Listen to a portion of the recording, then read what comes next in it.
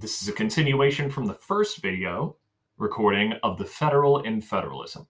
Let's pick up at federal power in action.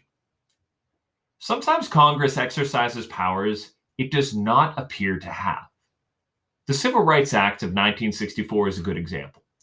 Congress wanted to prohibit racial discrimination in America, but that's not on the list of powers Congress has. So, how could Congress do this? They did it by finding a link between racial discrimination and interstate commerce, something Congress does have power over.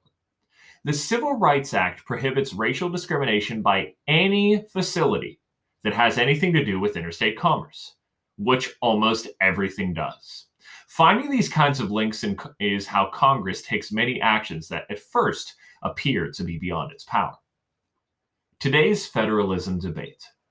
Just as when the nation was born, many people today are concerned about a powerful federal government. They worry what their freedom will be, if their freedom will be limited, if the federal government makes decisions that should be made by local governments. At the same time, others worry that some issues need one decision that applies to everyone. They believe it isn't fair when some states do more or less to address a problem than other states do. If you follow the news, you'll see the federalism debate everywhere. Does the federal government have the power to pass laws about guns, about healthcare, about schools? The variety of opinions on these questions are all part of the 200-year-old struggle between federal and state power.